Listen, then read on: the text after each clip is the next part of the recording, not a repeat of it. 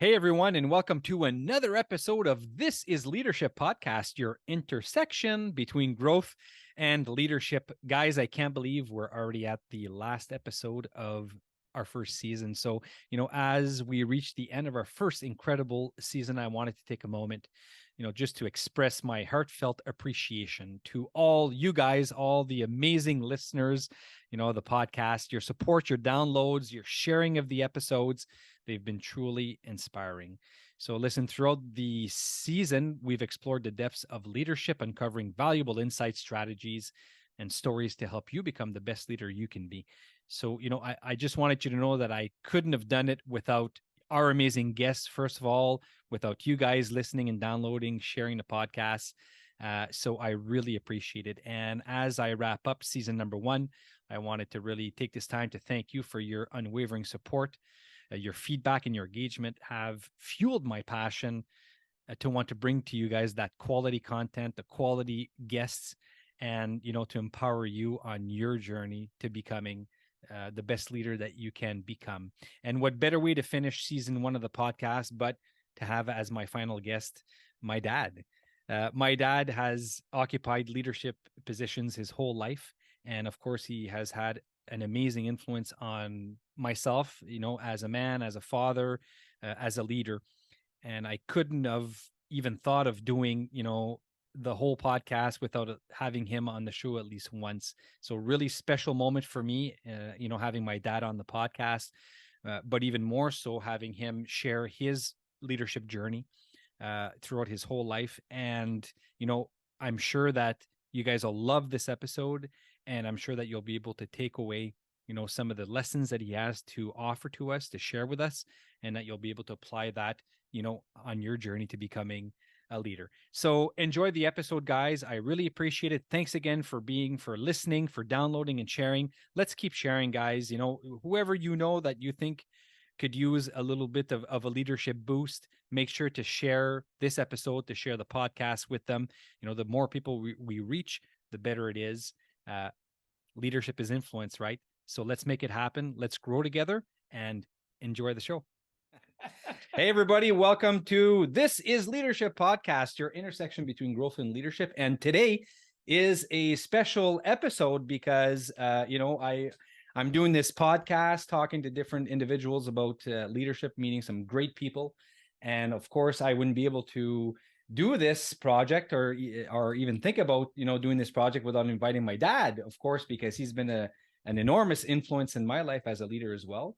And the lessons that he's learned throughout the years and the leadership that he's taught me, throughout what he does in life, but also as just being a father. So really happy that you're here, Dad. So everybody, I'd like you to meet my dad. This is Robert McLean. So, Dad, welcome to the podcast. Why, thank you very much, Joel. It's always a pleasure sitting down and discussing and talking about life itself with my son. It's a pleasure. Yeah. So this is going to live on for a long time because we're recording, of course, with the video. We're going to be putting this on YouTube for those of you that like to watch, but also those of you that like to listen. It's going to be on all the podcast networks. So something that we're going to be able to keep forever. That's right. Right. An interaction between a son and a father. So I think this is pretty special for me. This is a really special moment, and really happy that you're here to be able to do this with me. It's a pleasure. It's always a pleasure, discussing my life experiences, especially with my son and the public that's going to listen to this. Yeah, podcast. yeah, because you've got how many years experience in the mining industry in particular? I've surpassed the 55 years actually, in various positions, and to start over again, the main thing was to pass on my experiences and how things should be done and how people should be leading their people. That's really interesting. And so before we get started, Dad, let's talk a little bit about you. Okay. Just, if you can just tell us, who you are, maybe a little bit what you've done throughout your career, just, maybe a couple minutes, and the people will get to know exactly who you are. And then we'll jump into some really interesting questions that I found. It was a post that I seen online several months ago. And it was an article that showcased 12 important questions to ask your dad before he's gone. So when I seen that, and I knew that, I think actually when I came across this article, it was before I had started the podcast. Okay. So, and then I said, I wanted to talk leadership with Dad, but of course, when I seen the questions that were suggested in this article, I thought we got to touch on a few of these as well, because you are going to be turning 77 this year, and you've raised a beautiful family with Mom. And I said we got to get into a little bit of the dad stuff, because being a dad is also being a leader. But listen, tell us a little bit about yourself, and just a quick run through of maybe a little bit about your career, where you've worked, what you've done, and some of the different leadership positions that you've held. All right.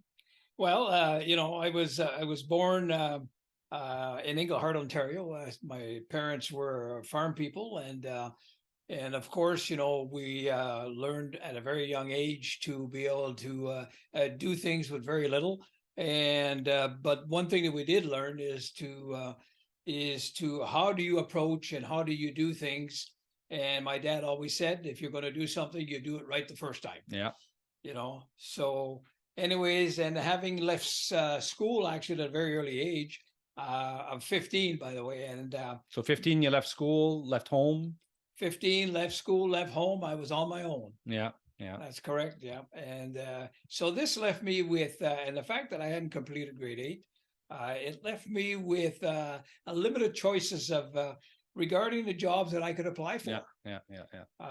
So over the next few years, of course, I was always the type of person that, hey, nobody's going to get me down. I got to march forward. Yeah. So that good mindset, that positive mindset, and because it was different in those days, right? Like we're back, like what years are we looking at? Like we're 15, 19. We're looking in the early 60s. Okay, early 60s. 61, 62. Yeah. So anyways, I had a choice to make, and if I wanted to eat tomorrow, I had to do something about it. Yeah. And so I had to find some work. So anyways, for the next few years, I worked as a construction laborer on housing projects as far as Windsor, Ontario. Wow. And I left there, and in the fall I went tobacco picking, which was very hard in the back, by the way. And I started to learn at that very young age that I needed an education. I needed something, so I could move up in life, and not break my back, to be able to feed myself. Yeah. So anyway, I picked some apples and, help with the harvest season. When I returned to Northern Ontario, I worked on the extra gang in the railroad. Well, and by golly, this was paying 75 cents an hour. 75 cents an hour. 75 cents an hour. And you could not even sit down when the train went by. Yeah. So, so our job was to shovel gravel and sand and fix the ties and put the spikes in. And we were working 12 hours a day. So just imagine when you got to the caboose to go to bed, you didn't even feel like eating. All you wanted to do was sleep. Yeah. So at the age of 17, I entered the gold mines as a mine laborer. And, because being up in Northern Ontario, gold mines were the place, that you wanted to work. Yeah. So, and the wages were $1.15, $1.20 an hour, and we were making $5 an hour bonus then. That was pretty good. Yeah, it was good then. I had a new car. I had a 1963 Chevy Impala then, and new cars then were $1,800 a year, for the unit. Yeah. So anyways, so my mining years took me to Kirkland Lake, Virginia town, Batchewana, Thompson, Manitoba. I went to the Northwest Territories, and but I found that there was something missing in my life.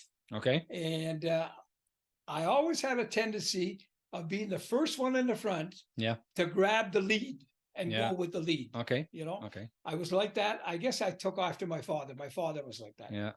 So, but by my 19th birthday, I decided that, hey, there is no way that I'm going to be hauling 8x8s and, breaking rock underground and working as a driller and, which is very hard on the body itself. So I decided, well, I'm going to do something about this and I'm going to continue my education. Okay.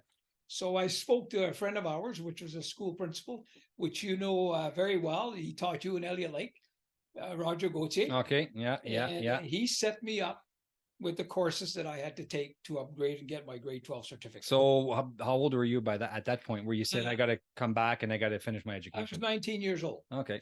18 or 19 years old. So anyways, and I did that. I set my goals. I wanted to achieve my grade 12 so that I could work towards something else. Yeah. And by that time, I had, I got into me. It was easy for me to start training and training other people and leading by example.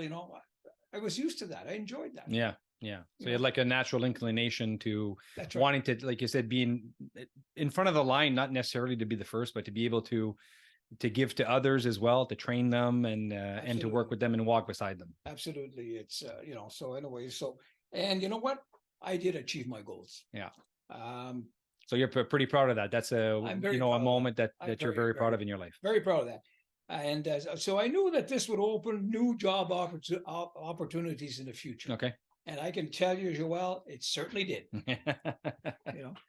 So you went into mining, and of course, that was one of the most proudest moments of your life, was to have left home at 15, sleeping in culverts, and just thinking about how you were able to get from Englehart to Windsor, because back then it wasn't easy to get around. You were alone. You were 15, 16 years old, 17. So that's a pretty big accomplishment to be able to come back and finish your school, get a degree, and then move on eventually into upper management in big mining companies and human resources. And from there, you got your human resource certification as well. Absolutely. So you're a certified CHRP. Right. You've done that for many, many years. Yes, I obtained a 3 certification in HR. Okay, which I am very proud of. Yeah. It kind of broke my heart not to renew my designation a year ago. Yeah, because you decided at 76. That's it finally. That's it finally. That's it finally. Yeah. So it's so anyways, So anyways, but in those years, the place to work was in the mines. Yeah. And I guess what attracted me to the mines is I had a couple of brothers that were working in the gold mines then. Yeah. And naturally, their recommendation is that the mining industry offered the best paying jobs, Yeah. So I quickly gained experience as a miner. I'm a guy that loved the challenge, Yeah. Tell me I can't do it and I'll show you. Yeah. Move aside and I'll show you how to do it. Yeah. So I became a mine leader, and within a few years I was a mine leader and I was leading people. And naturally, my next step, and thank God, because of my education, I became a supervisor. Okay. And in that also you needed there was an awful lot of responsibilities. For you as a supervisor, you had 25, 30 men working under your supervision. And you were responsible for these people. You were responsible for their safety. Yeah. You were responsible to make sure that, that they were doing the job right, and that they weren't cutting corners. Yeah. Yeah. So you wanted to attain that position. Obviously there was a raise in salary, of course, because you're taking on more responsibility. But was there other reasons why you were, you felt attracted to a higher leadership position within, the mining industry? What are the reasons for that? Well, the reason for that is that this also allowed me to share my experiences with other people. Okay. To me, that was very important. And not that I didn't respect the way that they did things, but let's not forget that in the industry, you have a description and a job description that you have to follow. Yeah. And that job description is written, with safety in mind. And, so what you have to do is I just used to stand back. I would observe how they were doing the job. Okay.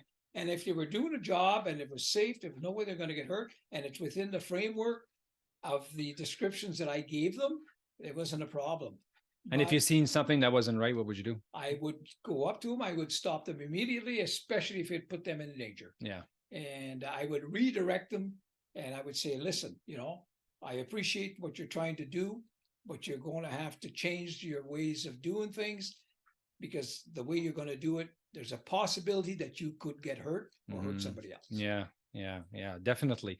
And I think that's really interesting. So just to get a little be situated in time, so you went up to a higher leadership position. About around what years are we talking about here? We're 19. I was a supervisor from 1970. I went supervising in 1972, 71, 72, 73. Okay. And 74, I went with the mining contractors. And again, there was a second line supervisor in the supervisor's position and paying quite a bit more money than what the companies paid. Yeah. Yeah. So, so anyways, that allowed me also to experience, some new horizons on how things are done. Because in those days, heavy equipment underground, it wasn't the thing. Yeah. In those days, it was all the jack legs and the stopers and the slushers. So, and the physical work and the men and women, if there were even were some women back then, it was the people that were putting in the heavy lifting and most of it was hard labor. Oh yeah. It was hard. But once you learned how to do the hard job, which people just think it was hard, I found that those jobs were easy for me to do because you have to apply your the means that you have that you learned, and from somebody else, and and it helps you get the job done and it's safely. I have no problems in taking a 125-pound machine and working with that machine. I may be a little tough on me at my age now, but I'm sure I don't forget. Yeah. And and all actually these experiences, I'm kind of passing them down to my grandsons. Yeah, that's right. And both of them seem to want. I know my oldest grandson is having a career in the mining industry. Yeah. And my second grandson, which is my son, your own son. That's right. I mean, he's following the same. Yeah, it's unbelievable. Yeah. So there was obviously some kind of an influence there, and so we're talking, 73, 74. That's around the time that I was born. My sister Nancy was already born. She was born in 71. So by then you had your two kids, but still you were attaining or you were shooting for, positions that would expand your leadership within companies that would, what you basically said, that would allow you to be exposed to different kind of experiences so that you can take expansion. So from then, where did you go? So you were with some mining contractors and, keep going, keep telling us your story. Well, I went with the mining contractors and, it's, back in those days, and I was also involved in martial arts. And it's funny, but it's funny the things that you do in life that takes you to the next step. Yeah. Yeah. And so I was practicing martial arts at school and in the school gyms, I think. Yeah, that's where. Yes, and there's a story behind that actually it stuck around for a long time. A very long time. I think it's only been in the last, I don't know how many years that my sister finally found out the truth about that story, but I'm going to let you say that story because it's a pretty good one. Yeah. So anyway, anybody who knows anything about martial arts, that, there's different moves that you make and so there's also a possibility of getting hurt. So anyways, I had a flying sidekick actually, and what happened is I thought I was going to hit the wall and I didn't want to hurt myself. So I put my legs down and I sprained my left ankle. And I mean, I sprained it bad. I would have been better off to break it. Yeah. But anyways, before I continue, my two children were going to that school. And I told them, I said, that's where I hit the wall. And the wall was cracked in the gymnasium. So anyways, that true story, guys. True story. True story. So it was that crack in the wall stayed there. It was part of my daughter believed that until finally one day, I think 5-6 years ago, I had told her, I said, no, that's not the way it happened. That crack was there, And she said, all these years, I believed that, that my dad had cracked. So just to situate us in time, once again, for the people listening to us, my sister is 52 years old.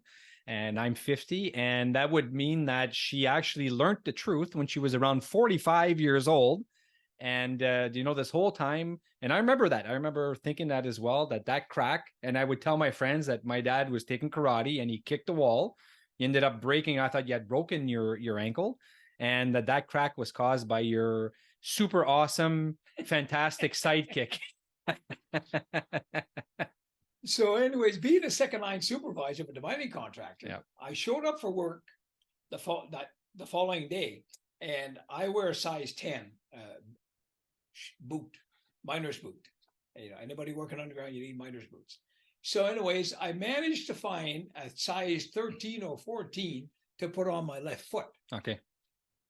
So anyway, so now when I proceeded, to line up the crews and talk to the supervisors, the vice president of the company was there, and he asked me, he said, what's the matter with your Yeah, because it was obvious. You see, Yeah. one foot was much longer yeah, than no, the I other. was limping and I was in pain. Yeah, really. yeah. I was in pain.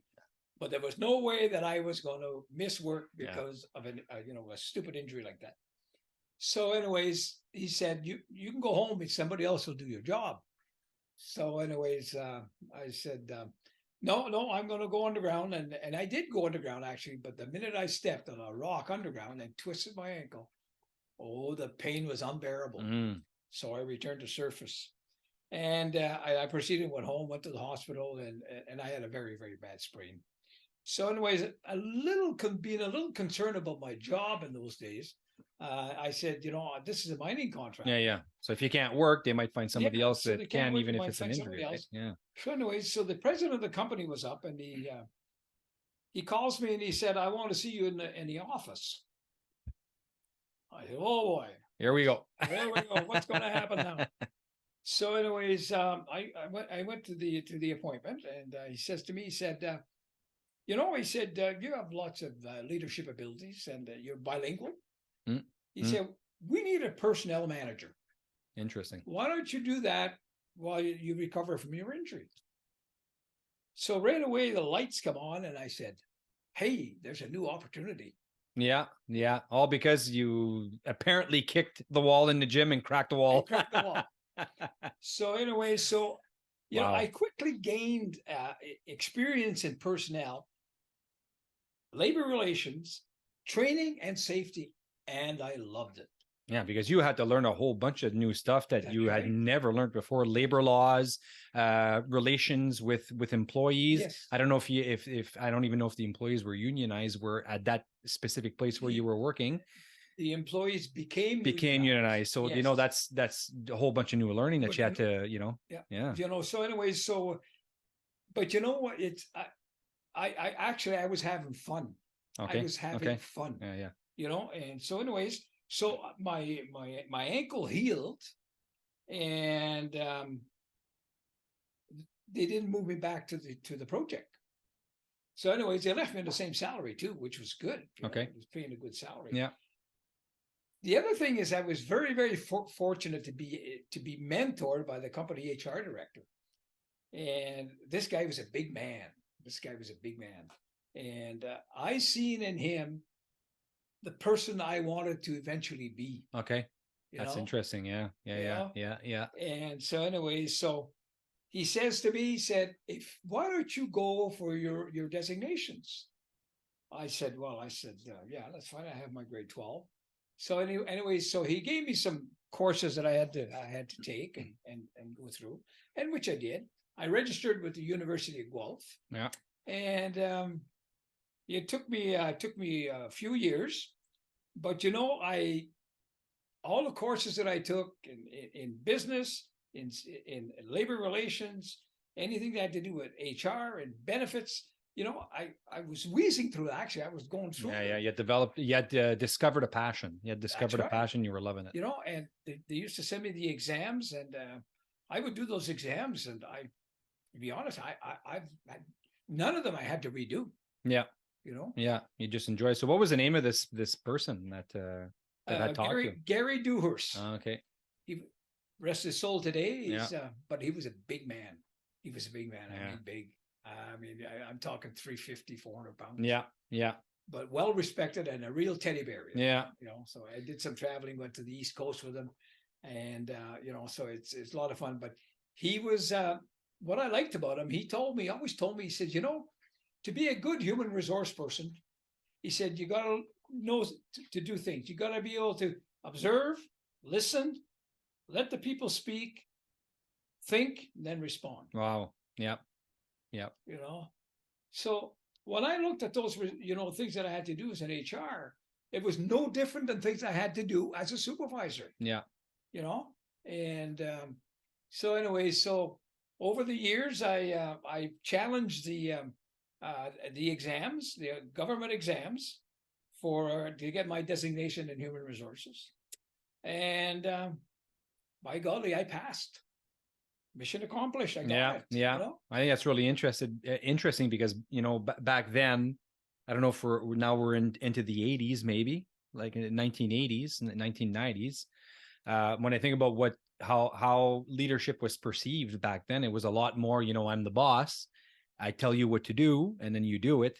But what you just said is that even back then you had understood the importance of listening, of, letting people talk, of taking a moment, or several moments to be able to think about your answer and then answering to get to the best possible solution for everybody so that everybody can grow. So even thinking back in the 80s when it was still in the corporate world, when we thought leadership, we thought it's the CEO, it's the guy, the top down, the people that tell us what to do. But your approach was a little different, going through your training in HR and your courses at University of Guelph. Actually, I was following the path that Gary Dewars, my mentor, was showing me. And I thought it was great. So you had figured that out as well. So you would say he was a good leader. He was one of the best HR directors that I ever met. Yeah, was he well liked as well by? Very well liked. Yeah. He was a big teddy bear. Yeah. He put the relationships first, right? The people first. People first. And we want to build. We don't want to demolish. We want to get to a solution that's going to work out well for everybody. And in those years, I'm going back into the mid 80s, 87, 88.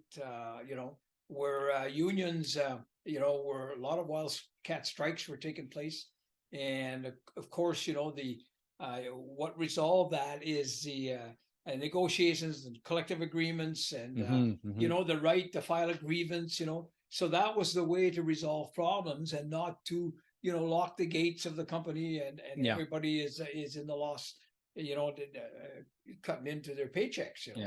So anyway, in I think it was 1987, 1988, I had the opportunity to challenge the human resource exams through the government. And that was to get like your official Ontario certification as a human resource certified professional. Human resource professional. Okay. And to me, I wanted that designation. Yeah. So this certification opened after I obtained my certification. I'm very proud. I still have my certification. Yeah. It's hung on the wall. Yeah. And so anyways, from there, I knew there was another certification and another certification on top of that, that I could follow through and eventually have success in it. But what had me at heart also was the fact I thought a lot about safety. And to me, that's very, very important. Okay. And being in the role of, that I wasn't in the leadership role, to me, it was important that people did the work and did the work safely. It had nothing to do with the how much work that they did, but it's the quality of work that they were doing. Yeah. And there was ways to do things. I'm a firm believer that 100% of accidents can be avoided. Yeah. If you stop, think, then act. Yeah, exactly. So that brought you into HR. You got your certification. Now you were saying, I'm going to touch on this, and then I'd like to move on to another question that I really want to ask you. But you said that you had attained that first certification, but you knew there were a couple more after that, right? So what are the reasons that pushed you to want to have those designations? Exactly. What is it that motivated you? Well, there was one of them that was after I got my CHRP designation. There's one called a CHRL, which is Certified Human Resource Leader. Okay. And the other one is Certified Human Resource Professional, the CHRP. CHRP states you need that to be able to, to carry on to the next designation. Yeah. So so there's the designation as a Certified Human Resource Leader. And so anyways, so I inquired on what I needed to be able to challenge that exam. Yeah. And so anyways, so I challenged the exam, and again, so I was very successful. And hey, it's hanging on the wall. Yeah. And that brought you. What did that bring you to have that? What did it change in the way you were, being as a leader to have that designation? What is it that what did it add to your toolbox as a leader? These certifications really opened up many other management career opportunities. Okay. Yeah. And also the fact that I became a safety professional I was president of the Ontario Safety Association. I was a specialty teacher at the college, That's right. which I never dreamt. If I was to start over again in my education, I would stay in college. They have beautiful colleges today and universities. Yeah. You know, So you were called upon and approached by the colleges yes, to come and speak and teach classes that's right. to the students because as the years kept going by, we had maybe access to less and less people with your kind of credentials, especially in that kind of industry. Oh, absolutely. And Yeah. it was a group of students when I was at the college. I had a group of students, and these students were there, to follow through and hopefully obtain a certificate so they can go and show potential employers. I took this, Yeah. trades and technology, and our teacher was Robert McLean, and blah blah blah blah. Yeah. And I'm very proud of that because when I first started, there was, I think, 8 or 10 colleges throughout Ontario. They were putting on the same programs. And whoopee, we were cops. Yeah, We were the exactly. best college. Yeah. And we had a lot of success, in teaching at the students at the college. I also got involved with the Ministry of Labor because of my safety background and my leadership background. And, I trained people that working at heights in very dangerous situations, Yeah. And I enjoyed that, actually. I think what I enjoyed the most was seeing people,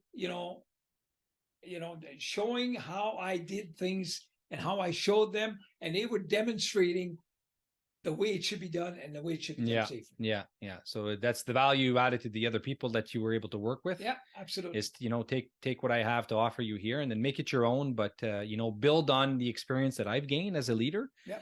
And because really a leader, when you think about it, one of the things that we want to be doing is reproducing, or not reproducing, but producing other leaders, right? Yeah. We don't want them to be exactly like how we are. We want them to be their own leader, but take what I have that I want to share with you and build on that, right? Well, that's why the contractors pulled me out of retirement. They had big projects, and I went on there as a general superintendent for the contractors.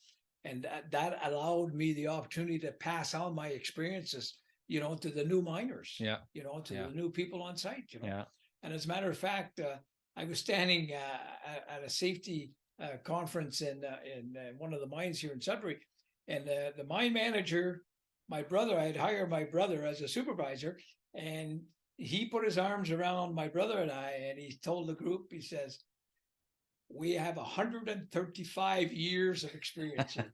That's something else. That is something else. That is something else. Yeah. And you kept going until, like last year?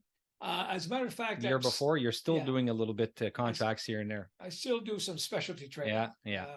Now that's passion. that you got to love what you're doing. If you're at 76, 77, you're still doing it and you're still getting joy out of it. Absolutely. Yeah. So thinking back, you touched on, you talked about somebody that had an influence on you, but thinking back, here you are, you're a farmer, 15, you leave home, you find a job far enough away in Windsor from Englehart. That was quite a ways, but eventually you had drive, you were passionate about it, you knew what you wanted. You set objectives, you reached those objectives, and many years later, you're a human resource professional and a leader within your industry. There's got to be some people that had a big influence on you. So when you think about, the people, if you can think about one person that had a really big influence on, the person that you've become, the leader you've become, who comes to mind when you think about that person? Well, I have to say that it's my father. My father was he was the type of person, that he can do anything. There's nothing he couldn't do. And he always used to tell us, "I'm going to show you how to do it, and you make sure you do it right." Yeah. So he had a big influence on me. And the second person was Gary Doris, the human resource director. In the 70s. I learned so much from this guy. And one thing he taught me, he says, "You make sure that you give the other person an opportunity to be able to tell you what he thinks before you tell him what you think." Yeah. And it's all about common sense, he said. Yeah. don't forget that there's different ways to get across the street. Yeah, that's interesting. That's interesting, You right? know? There's our perspective, but there's also other perspectives That's right. that we don't necessarily consider because it's not our perspective. So That's right. that's the importance of surrounding yourself with the right people to be able to give us that kind of different kind of perspective on things. That's right. And going Yeah. back to my father, I think what I admired most about him Yeah. was his determination to succeed with very little. My father built things back in the farm days. It was unbelievable that he was able to build. Yeah. And guess what? It worked, you know? And he trained us well, and he always had a positive approach to everything. Okay. Now, there's one thing about my dad. We didn't always agree to things, you know, but my dad always had a positive approach to everything. And he always told us to believe in ourselves. Yeah. Wow. He said, believe in your capabilities. Yeah. Because it wasn't easy back then. That was it was hard labor, you know, on the farm, and a lot of work and a lot of responsibility. Right, yeah. Big families as well, so a lot of responsibility on parents back then. But it was very different than what it is today. And he told us, he said, remember, everything that you're going to do, you're not going to succeed the first try. But he said, do not accept failure. You only fail when you go down and don't get back up. Yeah, that's great. That's awesome. Fail. That's awesome. Yeah, you got to be able to fill your tool chest, you know, with strategies and ways to be able to build back up. Because everybody falls. That's we're all human, and at some point we're all going to reach a certain low. And I think that the key is throughout our lives, have we been able to develop those tools that will allow us, and to be surrounded by the right people that'll allow us to be able to get back up, get back on the proverbial horse and keep going, right? And try to keep that growth mindset. Absolutely. You know, and what makes me very happy today is, you know, I look at my own son sitting. Yeah. And my God, you know, I'm proud of him. Yeah. You know, the person that you've become. Yeah. You're doing the same thing. Yeah. You're sharing your passion with other people. Absolutely. Chip off the old block. So thinking back on your life, Dad, what would have been one of the biggest lessons, the biggest or most important life lessons that you can think of, or if you were to bring it down to just one, what would that be? Well, my biggest life lesson, I think, happened in 1995 when I got hit by the train. Yes. I realized that life was short, and that we must take and make the time to enjoy the family and life itself. Okay. I was very fortunate not to lose my life. But there's things that happened that, you know, when I was unconscious that I still remember today. Yeah. And yet, even at that time, I said, there's things I got to change, you know, so this never happens again. You know, is it my fault that I got hit by the train? Well, yeah, the train is not going to be anywhere else but on the track. Yeah. And your car slid black ice, and it was wintertime, and it slid into the track. But you couldn't stop. My mind was not on what I was doing. Okay. I was thinking of something else.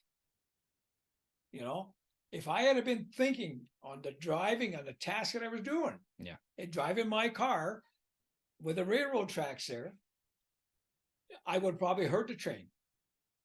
But it was in February, and I didn't hear it. The only thing I remember was bang, and then he wrapped me around. Yeah. So wintertime, February is very cold. We've got you had the heater on inside the car, so you got fans blowing. Yeah. Maybe the radio playing. Your mind is elsewhere. And by the time you realized it, well, you seen it coming because you were sliding, and you weren't sliding fast because it was just a short piece of road where you were going down into the main highway. So, you know, the thing is, you know what happens when you have too many things on your desk, you know, and then you try to put something else on it, something's going to fall off. Yeah. Well, I had too many things going then. We had a convenience store. Yes. You know, I was starting a mining I was in university. And my second year, I believe. Yeah. You know, so I had many things on my mind. Yeah. You know, so anyways, but did I learn something from that crash? Absolutely. It changed my whole perspective on how I feel about death. Interesting. You know, interesting. And just talking about my father having influence on me. When I was unconscious, there's one person I saw, and it was my dad's face in wherever it was. Yeah. And his hands were pushing and saying, "You're not coming." Really? Yeah.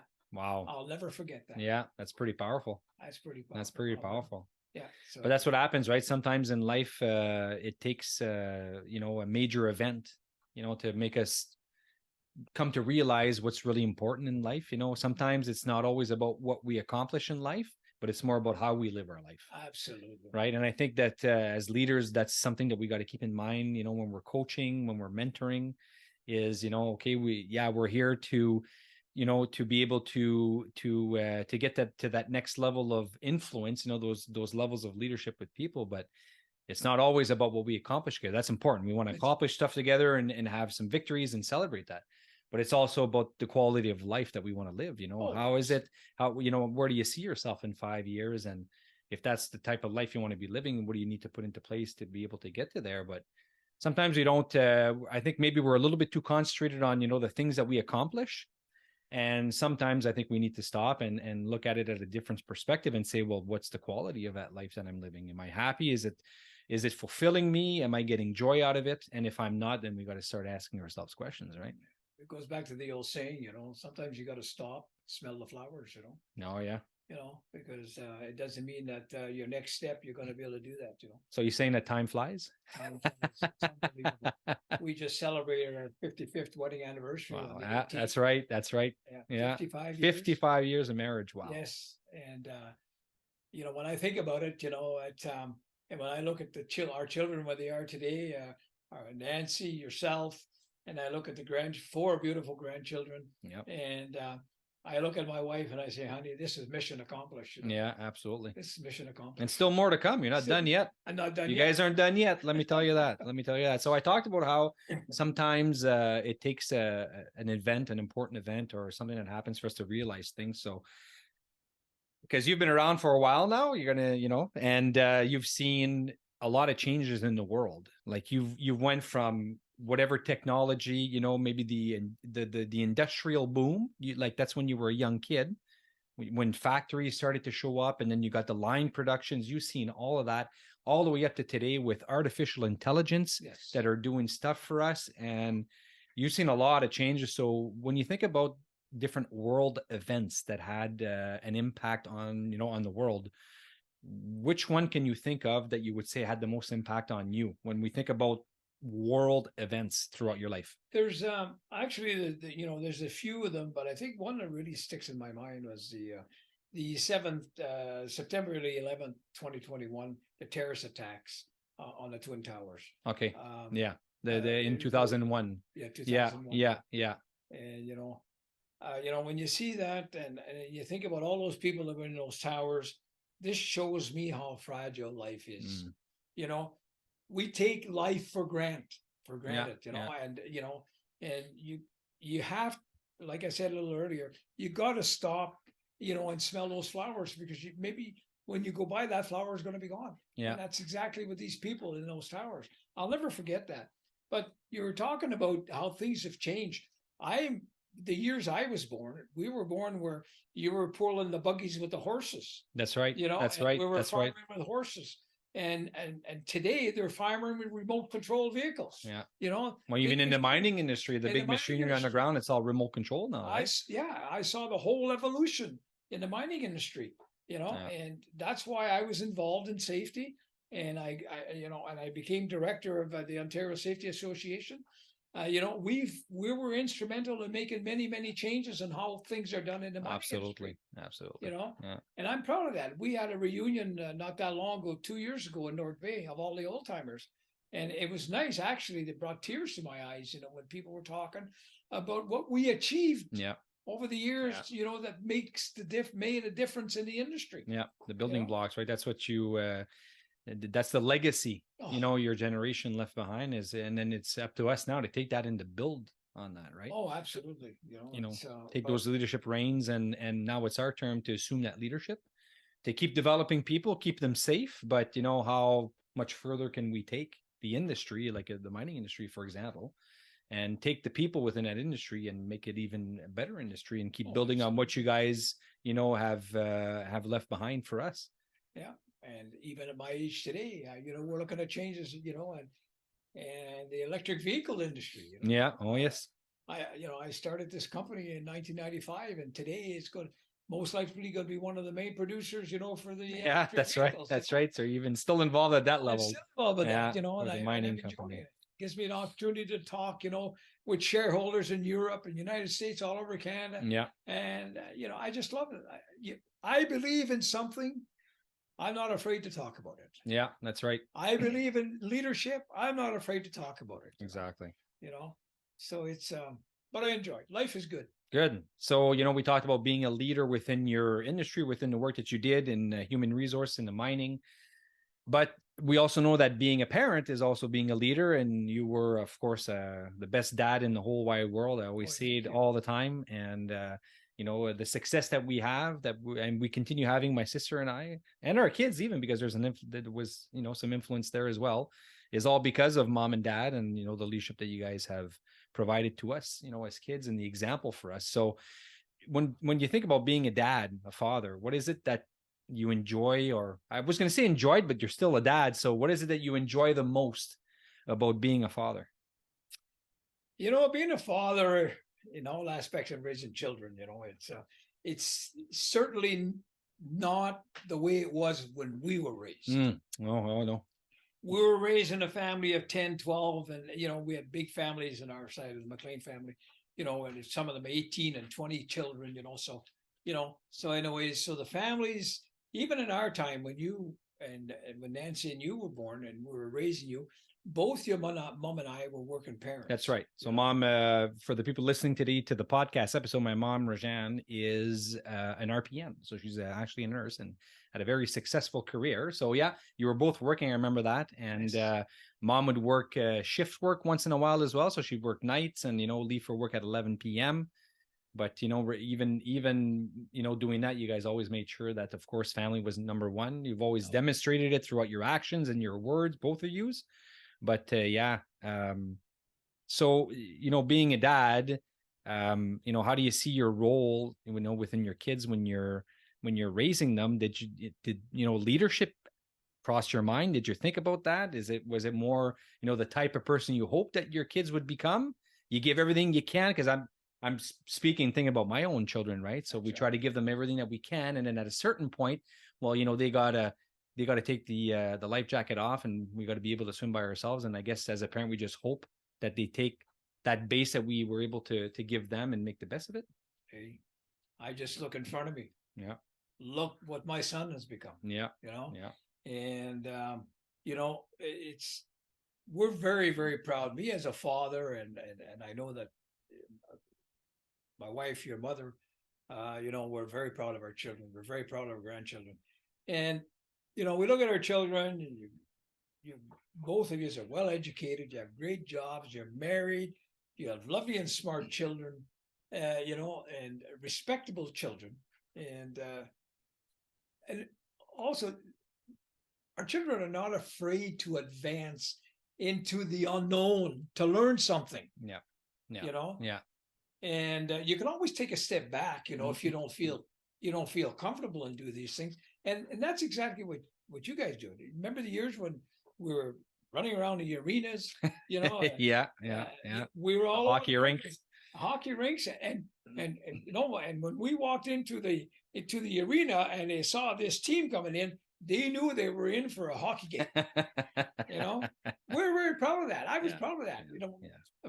And you'd be the same way. Anything that your children did, you as a hockey player on the ice, and Nancy, doing other stuff. We were proud of the things you did, but we gave you enough.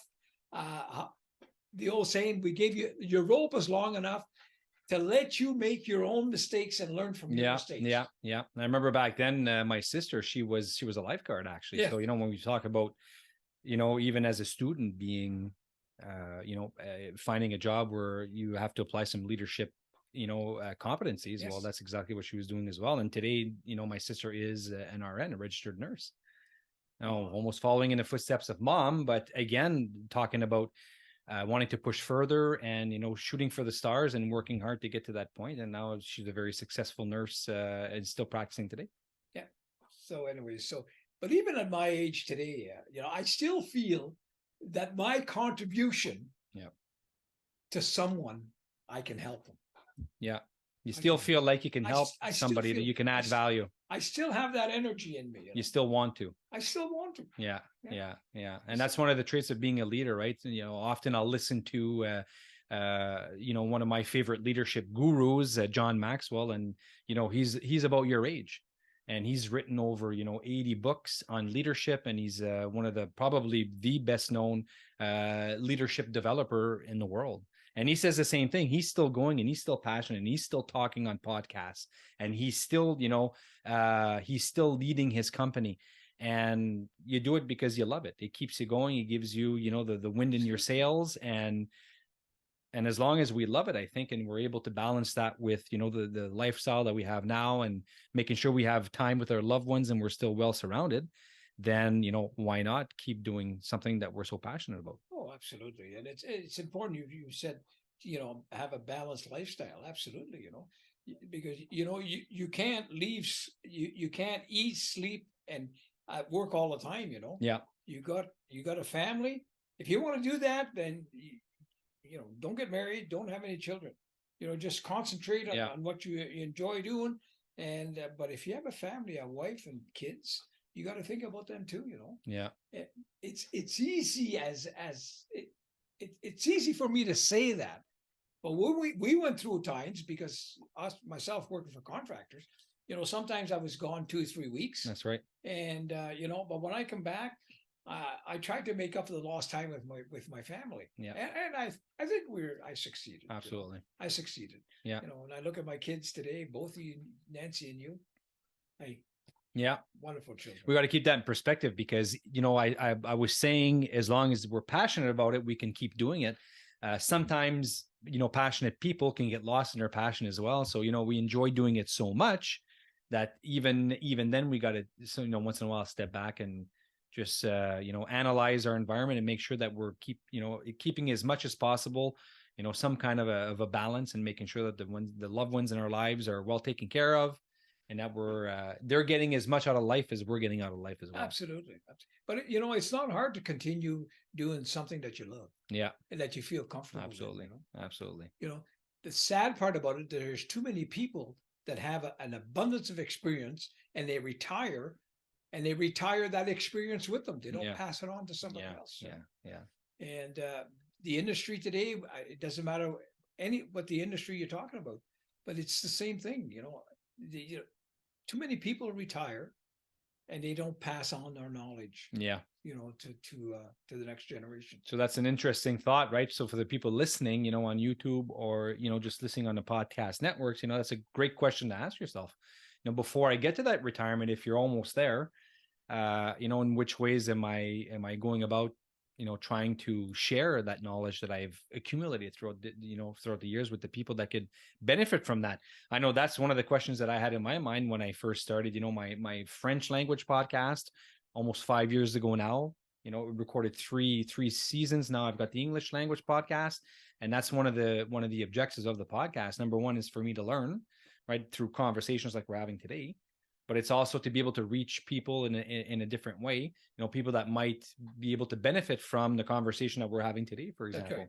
And maybe something that they'll hear in that conversation will make something click in their head and say, you know what, I hadn't considered this, and I need to really concentrate on, developing this aspect of my life more, because thinking in 5 years from now, in 10 years, in 2 years, this is what I want. This is the legacy that I want to build, that I want to leave behind. So what do I need to do to be able to build that legacy and make sure that I'm doing, what I'm dreaming of, how my life is going to be within the next couple of years. That's right. And when the day comes that you say, okay, I will retire, you got to be ready for that retirement. Yeah. You got to say, maybe you're retiring from the job that you do daily, but you got to have something to keep you going in retirement. You cannot go home and sit on the couch and do absolutely nothing, because the first thing you know, you're not going to be there. Yeah. Or you're not going to be happy, right? You're not going to feel fulfilled. And that's right. Yeah. I met so many people that, they retired, both husband and wife. Yeah. And they had no hobbies, nothing. And within 3 or 4 years, the separation was there. That's right. It's unbelievable. Yeah. You definitely got to keep that in mind, right? So Well, it's great that listen. It's been it's been an amazing conversation. And yeah, do you have something else that you wanted to add? Yeah, I'm gonna let you add whatever you want. Floor is yours, Dad. Go. Something I carried with me many years. Yeah. And what makes a great leader? I love that question. Yes. So let's hear what you think about that. What makes a great leader, Dad? Number one, you got to be a person with positive attitude. Okay. You got to have confidence in yourself. Yeah. You got to have confidence in what you're telling people, but make sure that when you tell somebody something, it's factual. You got to have a good sense of humor. You got to have the ability to embrace failure. Yeah. Okay. You got to be a good listener. You got to know how to delegate. You got to know how to gain respect and loyalty from others. Responsibility, desire to learn, perseverance, which is often a hidden quality. I know when to pray, and you got to know when to praise people and when to discuss problems. Solutions to problems are very rarely black and white. You got to think outside the box sometimes to find that solution to the problem. That's right. So anyways, this is a little something that makes a good leader. And that's what I think anyways. So it's being a supervisor, a leader. I want to know how the world turns, and I want to know how it's going to turn tomorrow. Yeah. And that's why I'm still going.